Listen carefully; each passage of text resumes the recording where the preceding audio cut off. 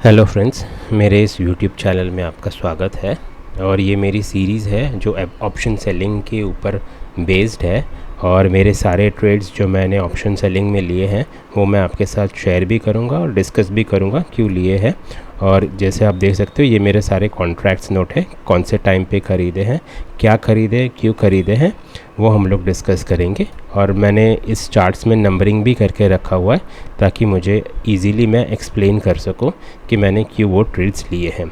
तो ये है 29 अप्रैल 2026 का चार्ट है और मैंने कौन से ट्रेड्स लिए हैं वो भी हम लोग इसमें डिस्कस करेंगे। लेकिन उससे पहले एक बार हम लोग थोड़े से रूल्स जो मैं फॉलो करता हूँ वो आपको बता दूँ। वो है, मैं सिर्फ एक ही टाइम फ्रेम को फोकस करके ट्रेडिंग करता हूँ। वो मेरा टाइम फ्रेम है 5 मिनट्स और मैं सिर्फ और सिर्फ प्राइस एक्शन को ही कंसीडर करता हूँ, कोई इंडिकेटर्स नहीं, कोई एक्सटर्नल टूल्स कुछ नहीं। और मैं स्टडी करता हूँ candle, each and every candle को मैं स्टडी करता हूँ और ट्राई करता हूँ कि कोई ट्रेड्स निकल के आ जाए, क्या क्यों ट्रेड करना चाहिए, क्या करना चाहिए। तो मैं आपको इसके साथ चार्ट्स में डिस्कस करूँगा। तो मैं कैंडल्स को बारीकी से स्टडी करने की कोशिश करता हूँ। मेरा जो रिस्क टू रिवॉर्ड रेशियो है वो 1:3 या 1:4 है। यानी मैं 10 से 15 रुपये अगर मैं रिस्क कर रहा हूँ तो मेरा प्रॉफिट एटलीस्ट 35 रुपीज़ या उससे ज़्यादा होना चाहिए।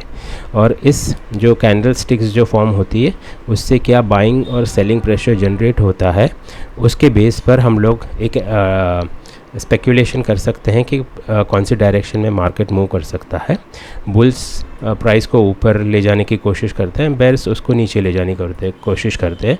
और इस जद्दोजहद में जो चार्ट्स बनते हैं उससे हम लोग एक अंदाज़ा लगा सकते हैं कि क्या हो सकता है इन फ्यूचर, और उसके बेस पे हम लोग ट्रेड कर सकते हैं। तो ये मेरा है ट्रेड सिलेक्शन। मैं जनरली ये मेरे 2 इम्पॉर्टेंट ट्रेड्स जो मैंने बहुत मिस्टेक्स करके ये निकाले हैं कि अननेसेसरी या तो लो प्रोबेबिलिटी के ट्रेड्स अवॉइड करने चाहिए और काउंटर ट्रेंड्स कम्प्लीटली अवॉइड करना चाहिए। काउंटर ट्रेंड्स का मतलब ये है कि जैसे बार 15 से लेकर 19 तक का कभी भी ट्रेड लेना नहीं चाहिए। इवन 22 से लेकर 23 वॉटेवर यहाँ से जो काउंटर ट्रेंड्स चल रहे हैं, यहाँ पे जो काउंटर ट्रेंड्स चल रहे हैं, इवन जब मार्केट ये जब नीचे आया तो 60 से लेके यहाँ तक के जो काउंटर ट्रेंड्स बनने उसको लेना कम्प्लीटली अवॉइड करना चाहिए। एजम्पशन, ब्रेकआउट का एजम्पशन ये बिल्कुल नहीं करना चाहिए। एक बार कंफर्मेशन आ जाए उसके बाद में ट्रेड लेना चाहिए। और मैं फोकस करता हूँ सेकेंड लेग। अगर फर्स्ट का ब्रेकआउट अगर मुझे मिल जाता है तो मैं ट्राई करता हूँ कि सेकेंड लेग के लिए हम लोग ट्राई करें, अटेम्प्ट करें। और कौन सा ऑर्डर क्या कहते हैं, क्या हम लोग ट्रेड कर सकते हैं, सेल सी कर सकते हैं या पी कर सकते हैं उसके ऊपर। और मैं प्रीवियस हाई और प्रीवियस लो को कंसिडर करता हूँ कि किस तरह से प्राइस मूवमेंट ने प्रीवियस हाई और प्रीवियस लो के साथ क्या उसके रिलेशनशिप रहे हैं, तो वो मैं एनालिसिस करने की कोशिश करता हूँ। और मेरा एंट्री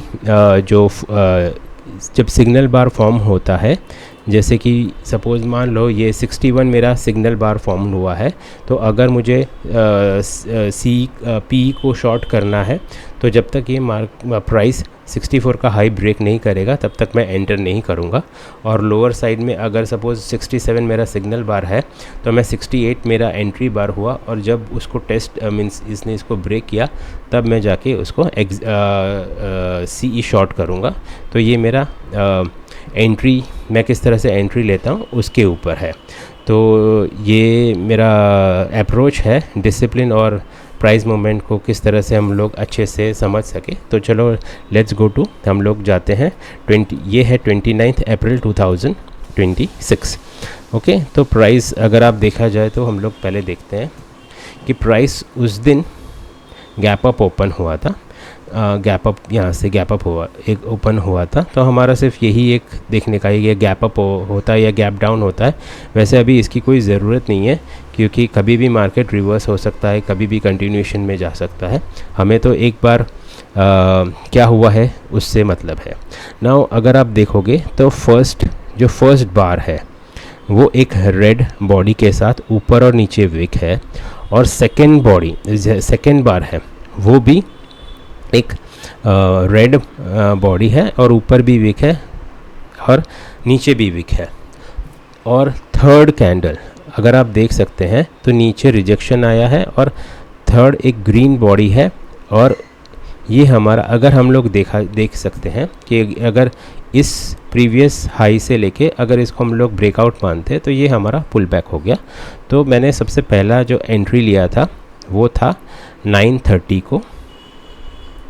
मैं आपको बता दूं 930 यहाँ पे फॉर्म होता है। ये मेरा सिग्नल एंट्री बार है, ये मेरा सिग्नल बार है, ये मेरा एंट्री बार है। तो ये bar 3 is my signal bar, bar 4 is my entry bar. और तब मैंने एक पुट शॉर्ट किया था और मेरा अंदाज़ा ऐसा था कि ये मार्केट ऊपर जाएगा और फिर इसको ब्रेक करके फिर पुल बैक आएगा, लेकिन ऐसा हुआ नहीं। मैंने जैसे ही एंट्री लिया बार 4 फॉर्म्ड हो गया और मैंने जो मेरा जो 10 रुपीज़ का जो स्टॉप लॉस था वो मेरा ट्रिगर हो गया। सो इसके लिए कोई वरीड नहीं है, क्योंकि 10 रुपीज़ का स्टॉप लॉस ट्रिगर हो जाता है तो कोई दिक्कत नहीं है। तो मैं 934 को उसी जिस कैंडल पे मैंने एंट्री ली थी उसी कैंडल पर ये मेरा वो हो गया। अब देखा जाए तो मैंने नाउ अगर बार 3 इज़ H1, ये गिना जाता है H1 बाई सेटअप है, ये हमारा सिग्नल बार है, ये हमारा एंट्री बार है। तो बार 5 फॉर्म हुआ जो जिसका जो लो है मैंने फिर एक ऐसा सोचा था कि मैं शॉर्ट सी करूँगा अगर बार 4 को वो ब्रेक होता है, क्योंकि यहाँ पे भी देखा जाए तो ये डबल टॉप है और इसको ये जो बुल्स जो है उनको बेयर्स ने हावी कर दिया है और रिजेक्शन क्या कहते हैं सबको ट्रैप, इन जो बुल्स हैं उनको ट्रैप किया है और मार्केट अभी नीचे जाएगा। लेकिन यहाँ पे बार 5 का लो है जो बार 4 से नीचे नहीं गया है और उसने एक बुल बॉडी के साथ अपर कैंडल से ये बनाया है। इसका मतलब ये था कि बुल्स अभी भी हावी है जो उन्होंने बार 3 को बनाया है और जो बार जो ब्रेकआउट हुआ है इसका ये पुल बैक हो और ये H2 बाई सेटअप है। तो मेरे लिए ये बार 5 है वो मेरा सिग्नल बार है और ये बार 6 है वो मेरा एंट्री बार है। तो बार 6 पे आते हैं 940 को।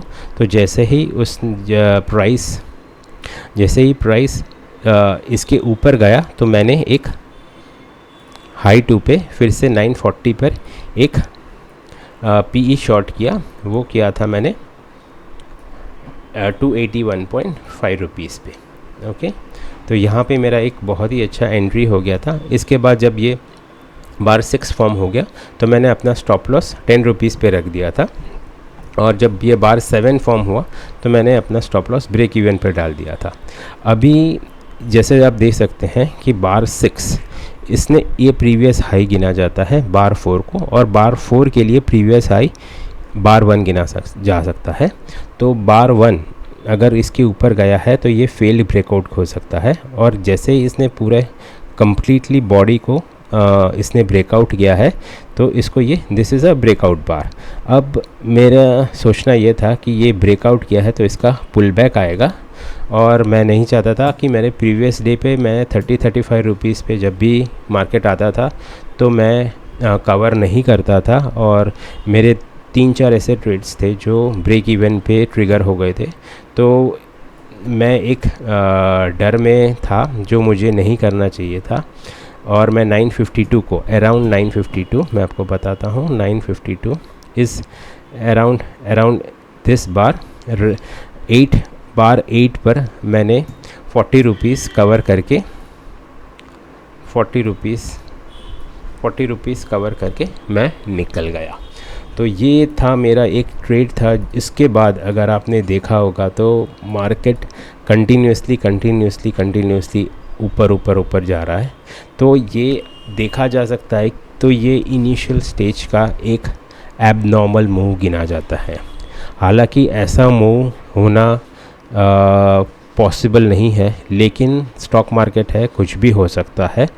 और बहुत बार ट्रेडर्स कहाँ पे ट्रैप होते हैं, वो लोग यहाँ पे ट्रैप होते हैं कि भाई अभी इतना ऊपर तो गया है, अभी नीचे तो आएगा ही, अभी इतना ऊपर गया है तो नीचे तो आएगा ही, अभी इतना ऊपर गया है नीचे तो आएगा ही। मैं ऐसे बहुत बार फंस चुका हूँ, तो मैंने कसम खाई है कि I will never ever trade counter trends.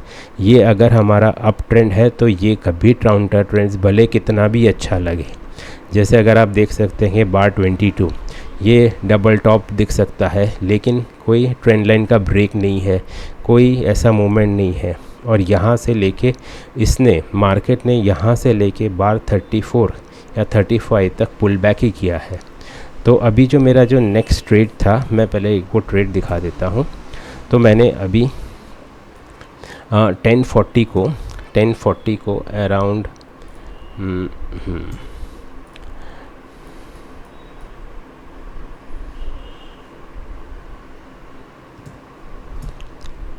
Sorry 1140 को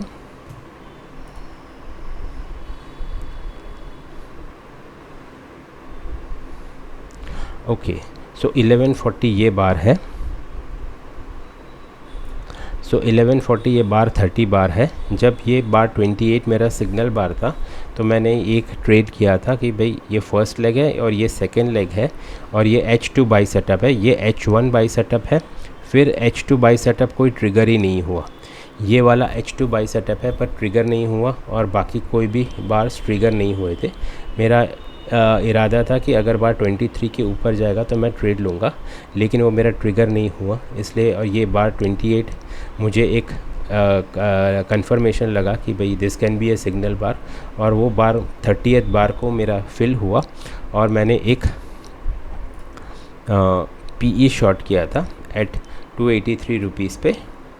लेकिन 10 ही रुपये में मैंने स्टॉप लॉस रखा था तो 10 रुपये में मैं निकल गया। हालांकि वो मेरा थोड़ा सा अगर मैंने वेट किया होता या तो फिर 27 के नीचे अगर मैंने स्टॉप लॉस रखा होता तो शायद मैंने उस पर कवर कर लिया था। लेकिन बिकॉज़ ये मेरा एक प्रॉफिटेबल था तो मैं 600 रुपीज़ क्या कहते हैं लॉस सहन के लिए करने के लिए तैयार था।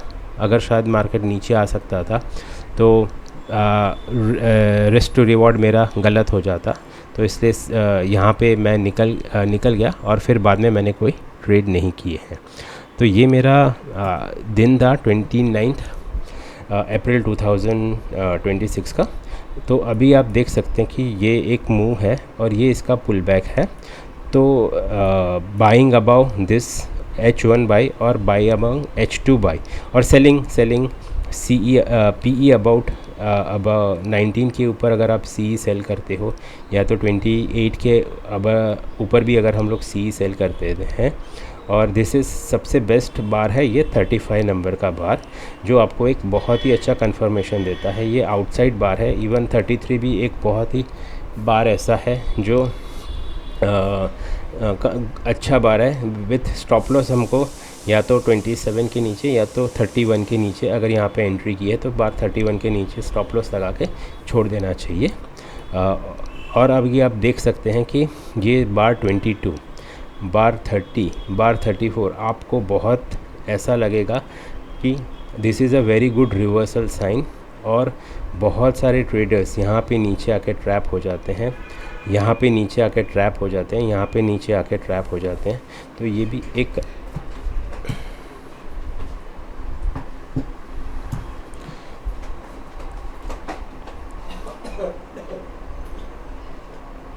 तो ये भी एक कंफर्मेशन है कि मार्केट जो बुल्स है वो इतने हावी थे कि जस्ट वो लोग वेट कर रहे थे या तो फिर कि एक बार बेयर्स का प्रेशर सारा चला जाए तो ऑटोमेटिकली मार्केट अप चला जाएगा।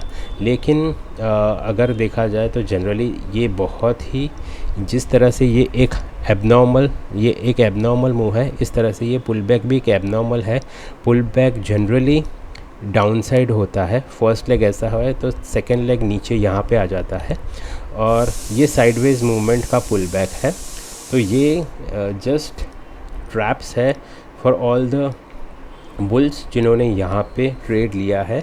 और यहाँ पे इतना एबनॉर्मल मूव है तो ये भी एक कंफर्मेशन होता है। ये मैंने अपने पास्ट एक्सपीरियंस से सीखा है कि जब अनएक्सपेक्टेड मूव अप होता है तो there is always an unexpected move down side. जैसे यहाँ पे बुल्स को इतना हावी कर देते हैं कि ये एक बुल्स की, अगर बुल्स के प्रेशर से अगर हम लोग डिस्क्राइब करें तो बुल का प्रेशर यहाँ पे उन्होंने शायद 80% उन्होंने सारा कंज्यूम कर दिया, और लास्ट 20% जो इनका प्रेशर था वो यहाँ पे जाके रिलीज़ हो गया। और बेयर्स को तो कुछ मौका ही नहीं मिला प्रेशर दिखाने का, तो उन्होंने यहाँ पे प्रेशर दिखाया, लेकिन जस्ट बिकॉज बुल्स का प्रेशर इतना ज़बरदस्त था कि वो यहाँ तक खींच ले गए। फिर अगर आप देखोगे तो मार्केट एक ट्रेडिंग रेंज के अंदर चला गया। अभी आप देख सकते हो कि ये अगर हम लोग देखा जाए तो बार 22 को ब्रेकआउट किया है इस लेग ने, 35, 36, 38, 13, 38 और 40 ये इसने ब्रेकआउट किया है। तो अगर हम लोग ये पुल बैक देखोगे तो ये एक पुल बैक है, और हम लोग बार 43 H1 बाई सेटअप है जो फेल हुआ, बार 46 H2 बाई सेटअप है जो फेल हुआ, बार 49 जो H3 बाई सेटअप है जो फेल हुआ। और फिर जैसे ही ये सेटअप्स हमारे फेल होते जा रहे हैं और ऊपर से रिजेक्शन आ रहा है, यानी बेयर्स एक प्रेशर बनाने की कोशिश कर रहे हैं, तो उसकी वजह से ये एक डाउनसाइड ट्रेंड आ गया। तो यहाँ पे कभी भी ये भी है, जब तक ये हमें सिर्फ़ और सिर्फ पेशेंस के साथ देखते रहने का है कि कोई ट्रेड हमें करने का नहीं है, ना ऊपर की साइड ना नीचे की साइड, क्योंकि बोथ साइड ट्रैप्स होते हैं। अभी आप देख सकते हो कि बार 53 को बार 51 के लो को पूरा ब्रेकआउट किया है, और एक अच्छे मूव से बार 53, 43, 53, 54, 55 और 56 ये हमारा एक माइक्रो चैनल बोल सकते हैं कि लास्ट टाइम्स बुल्स ने ट्राई किया है उसको ऊपर ले जाने के लिए। तो ये लो 1 सेल सेटअप है, तो इसके नीचे यहाँ पे या तो फिर लो 1 सेल सेटअप या तो लो 2 सेल सेटअप बनना चाहिए। बट जैसे यहाँ पे मैंने एक H1 बाई सेटअप ले लिया था, फिर मैं निकल गया, फिर H2 बाई सेटअप लिया, तो यहाँ पे भी सेम इसी तरह से हम लोग कर सकते हैं। लो 1 सेल सेटअप ले लेने का, अगर सपोज़ मार्केट ऊपर जाता है तो लो 2 सेटअप्स एक सेकेंड चांस ले सकते हैं लो 2 सेल सेटअप के लिए। बट यहाँ पे लो 1 ही हमारा एक प्रॉफिटेबल हो जाता। मैंने तो ट्रेड लिया नहीं था, बट मैं इस तरह से ट्रेड करने की सजेशन देता हूँ कि एक बार अच्छा मूव आ गया, उसने ब्रेकआउट किया, और यहाँ पे भी उस क्या कहते हैं टेस्ट करने की कोशिश की इस लो को, बट बेयर्स का प्रेशर इतना ज़्यादा था कि ये लो 1 सेटअप एक अच्छा पोजीशन है जहाँ पे आप एंट्री कर सकते हो, और आपको ये एक अच्छा मूव दिख जाएगा। अभी हम लोग यहाँ पे आ जाते हैं, इस क्लस्टर को देखते हैं। अभी आप देखोगे कि ये हमारा एक बेयर बार है, लेकिन अगर आप फॉलो थ्रू बार देखोगे 59 कोई फॉलो थ्रू नहीं है, और ये कम्प्लीटली साइडवेज मूवमेंट है। यहाँ पे आप यहाँ पे बाई करोगे, यहाँ पे सेल करना पड़ेगा, यहाँ पे सेल करोगे, यहाँ पे बाई करना पड़ेगा। तो आपके जितने भी ट्रेड्स है, जैसे ये एक बहुत ही अच्छा, अगर आपको लगेगा कि भाई ये रेड बार है, जैसे ही आप इसके नीचे सेल करोगे आपको उसको स्टॉप लॉस उड़ जाएगा। यहाँ पे आप सोचोगे बहुत ही अच्छा मूव है, ये तो भी रिवर्सल करेगा, लेकिन बेयर बार बना देता है। फिर आपको लगता है कि ये डबल बेयर बार है, इसके नीचे तो हमें एंट्री ली है तो और नीचे जाएगा, लेकिन जैसे ही आप एंट्री लोगे ये रिवर्स कर देगा। और ट्रैप कहाँ पे किया इसने, यहाँ पे भी बुल्स को ट्रैप किया, यहाँ पे सारे बुल्स और बेयर्स दोनों को ट्रैप किए, और बार 67 के बाद यहाँ पे इसका फेल्ड ब्रेकआउट हुआ, और 67 के बाद यहाँ पे एक्चुअली ये ट्रेड लेना इतना मुश्किल है कि हम लोग एग्जॉस्ट हो जाते हैं सोचते सोचते। लेकिन अगर इस तरह के, ये तो बाद में सब क्या कहते हैं फॉर्मेशन हुआ है इसलिए बोलना इजी है, वरना यहाँ पे जब इस तरह से मार्केट चल रहा है तो एक एजम्पशन लेना बहुत ही मुश्किल है, और यहाँ पे इस तरह से फंसना भी मुश्किल है। ये जो फंसने से अवॉइड करना आपको एक्सपीरियंस ही आएगा कि इस चीज़ को किस तरह से अवॉइड किया जा सके। तो जैसे ही आपने फर्स्ट लेग हो जाता है, फिर उसके पुल बैक पे आप एंट्री करो, फिर बाद में ये सब छोड़ दो। अगर इसने ब्रेकआउट किया है तो इसका पुल बैक अगर बन नहीं रहा है, या तो एक बार ट्रैप हो गए तो कोई बात नहीं, लेकिन इस चीज़ को अगर आप अवॉइड कर सको तो ये क्लस्टर्स आपको दिखेंगे। जैसे कि ये क्लस्टर्स यहाँ पे है, सेम क्लस्टर आपको यहाँ पे भी दिखेगा। यहाँ पे आपको लगेगा कि इसके नीचे सेल करना बहुत अच्छा है with the stop loss of this, that is a good thing. But कब ये मार्केट रिवर्स कर जाएगा पता नहीं। यहाँ पे भी ऐसा लगेगा कि आपको नीचे, तो ये सारे ट्रेडिंग रेंजेस निफ्टी में फॉर्म होते रहते हैं टाइम टू टाइम पीरियड, जो एक्सपीरियंस से आप समझ सकते हो और ट्रेड अवॉइड कर सकते हो। तो यही है जो बैड ट्रेड्स जो हमें अवॉइड करने चाहिए। और अगर आपको कुछ अच्छे सिग्नल बार्स मिलते हैं तो उसको भी ले सकते हैं with a stop loss of 10 to 15 rupees, फिर whatever happens let's see. तो ये मेरा दिन था 29 अप्रैल 2026 का। तो see you in my next video. Thank you very much.